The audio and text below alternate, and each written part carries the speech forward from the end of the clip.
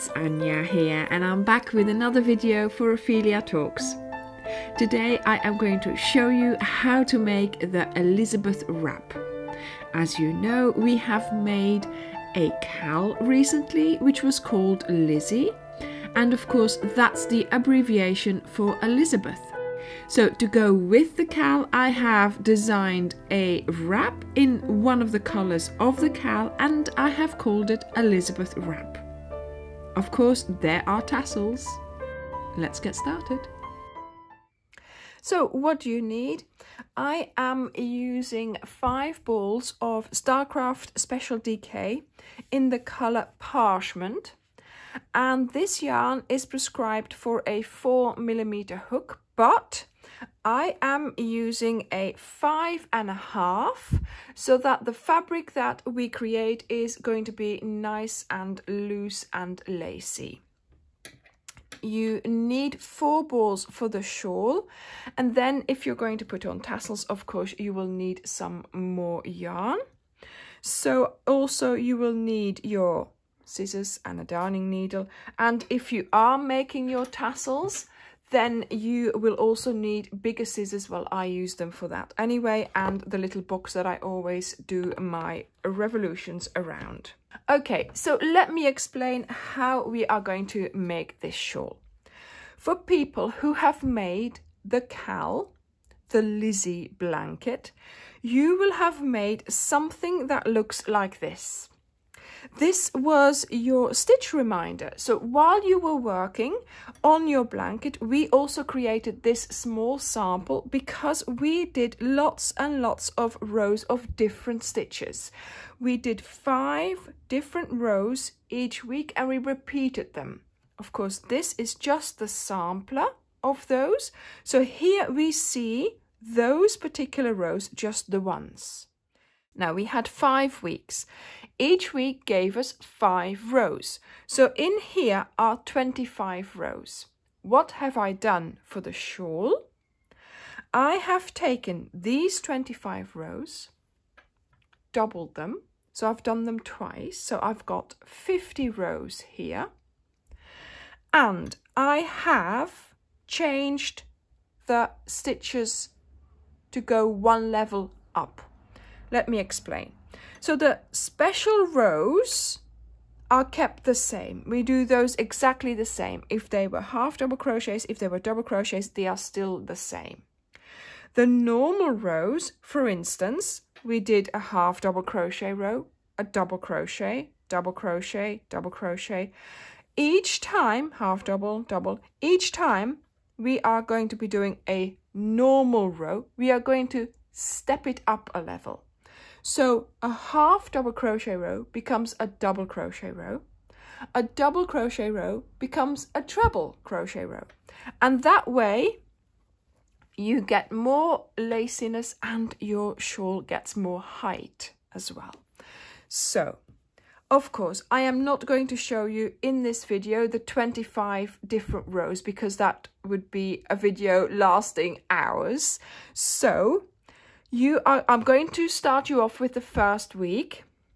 Then you will be able to go to the blog and get the pattern. So there is a sequence of 25 rows that you will have to repeat twice, and that will be your shawl.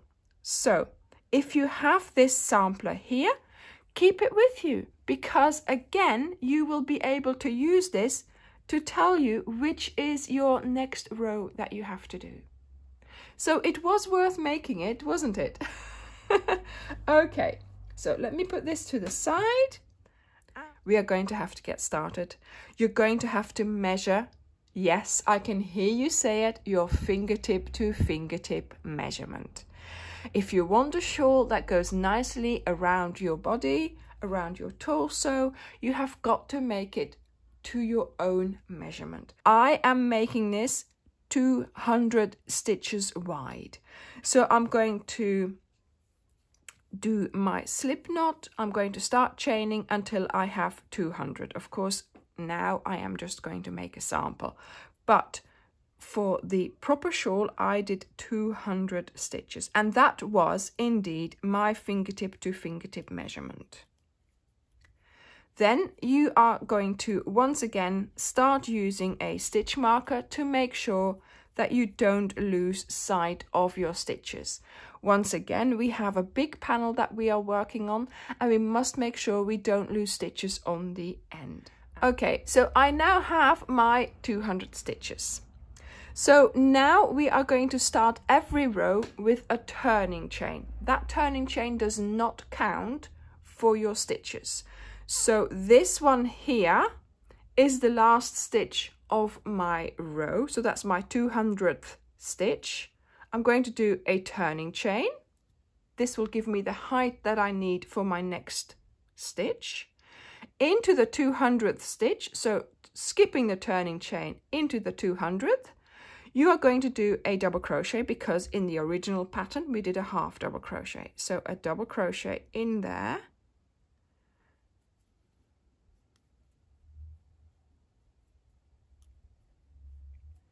Once again, this V here is going to be that stitch that you are going to be marking with your stitch marker. So we don't lose sight of that one. And now you are going to be placing a double crochet in each stitch along your chain.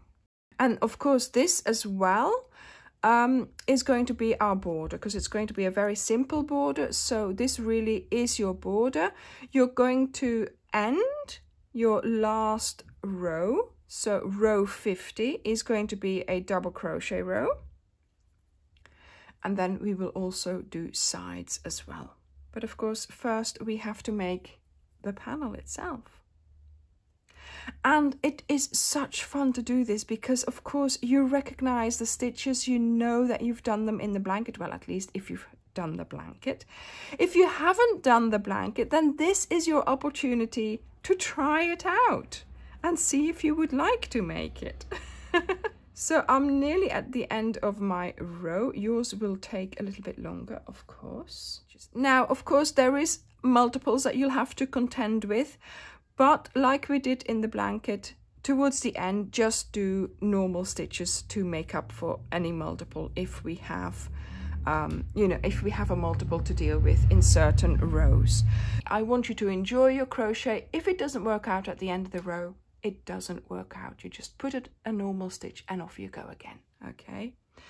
Right, so we've got to the end of our first row. Now, you're going to chain 2. Now, that chain 2 again is a turning chain. I am going to be using a chain 2 as a turning chain for a treble crochet. A chain 1 just isn't cutting it.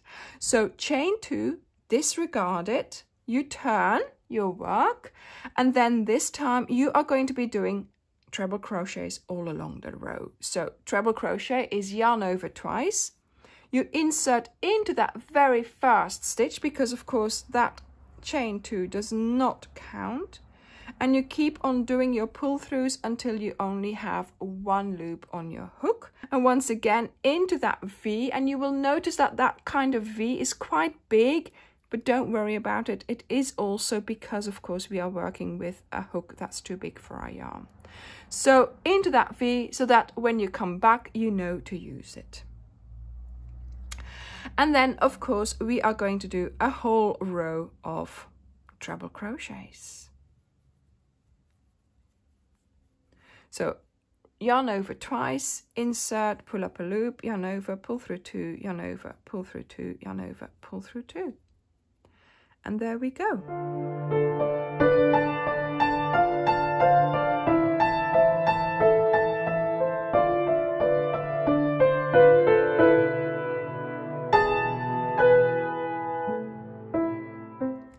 And I'm just getting to the end of my line. I know that this is a stitch that I have to do.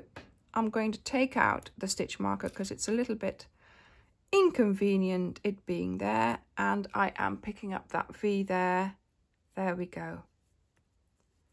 And this way you will not lose any stitches. Chain 1, turn, and this time we're going to do the V stitch. But of course we are going to get started with a double crochet in that very first stitch. And we are indeed placing our stitch marker again into that stitch so we don't forget it the next time. So to get started, we are going to skip one stitch, and then we do 1 double crochet, 1 chain and 1 double crochet in the next stitch. Then we skip 2 stitches and we do another double crochet, chain 1 double crochet in the next stitch. Now, like I said before, obviously I'm just doing a sample. I have no idea how many stitches I am doing. If you're doing 200 stitches, it might work out, it might not work out. I am living dangerously here, as usual, and we are going to see what's going to happen. And can you believe that? It always works out. Why? Why does it always work out?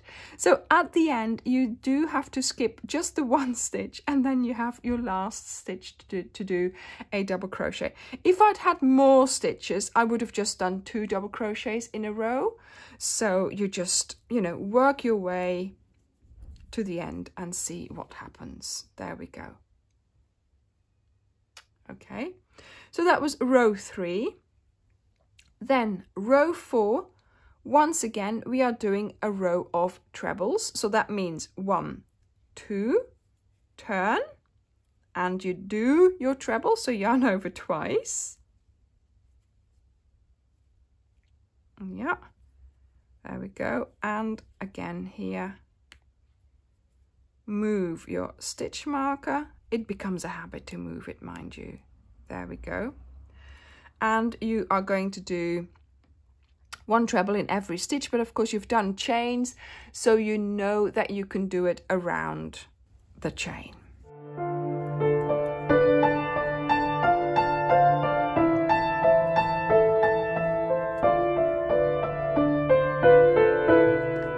And off we go doing our row of trebles.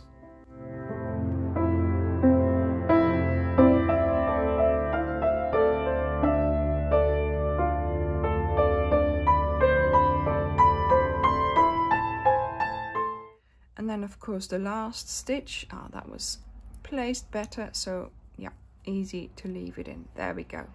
Okay, so now row 5 was of course a bean stitch, so let's have a go at that. And like I said, that just stays the normal double crochet, so chain 1, turn, double crochet in the first stitch. And then we are going to do a bean in the next stitch. So yarn over, insert, pull up a loop, yarn over, insert, pull up a loop, yarn over, insert and pull up a loop, yarn over and pull through the 7 loops on your hook. Then you chain 1, you skip a stitch and you do another bean in the next stitch. And this is how you are going to do your whole row.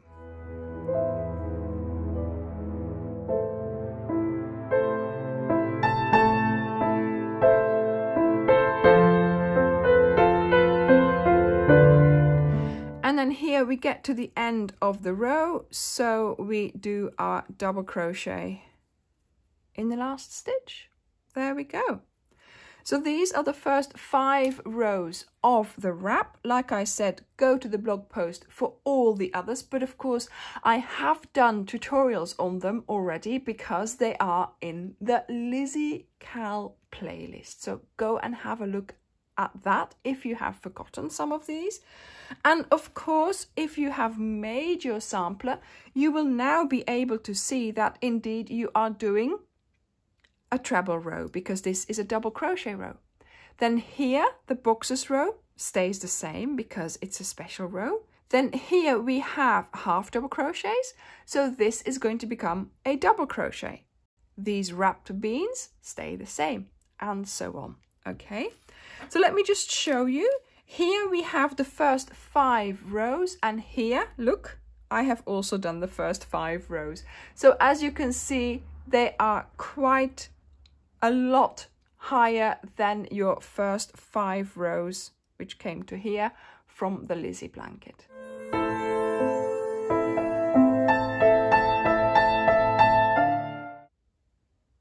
So I hope you will enjoy making your wrap, and I will be back to show you how to finish it with the last row and then with the sides and of course with the tassels.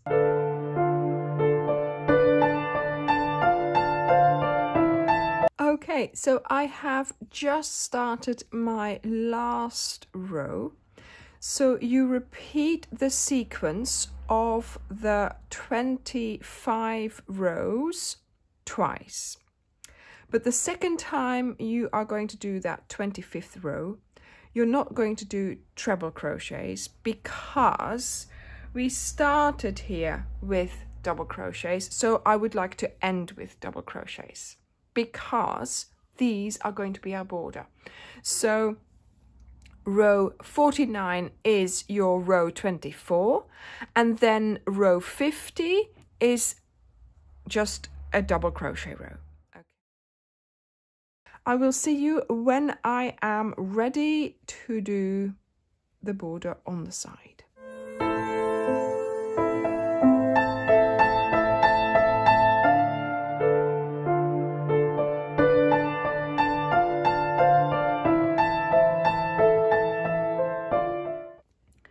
Okay, so I've just made it to the end of the row. Here is my last stitch, so I know I have to do that one. There we go. And of course, we are now going to straight away get started on doing our side. So don't cut this one off. I'm going to remove my stitch marker. And this one here, where we have now placed our last stitch there, that is going to be our corner. So we are going to add another double crochet, 2 chains, and another 2 double crochets into that same stitch. And that is how we are going to complete the 4 corners like that. And so now we are going to be working on the side of our wrap to create the border, which is of course made up of a double crochet. And once again here, yes, you are going to have to see how many stitches you are going to place. So golden rule, don't put too many, don't put too few, but put as little as you can get away with basically. So try and find the locations that you think will be good to place a stitch. And yeah, I mean, like this is a treble, put 2 stitches there, don't put 3 because that will be too much, and then find one of these locations here and so on. So make sure you don't put too many stitches so it gets wavy, but also make sure that you don't put too few so it sort of crunches up. Right, okay. And like you can see, lay it down at regular intervals to make sure that it still lies nice and flat. So I will see you when you get to the end of your side border.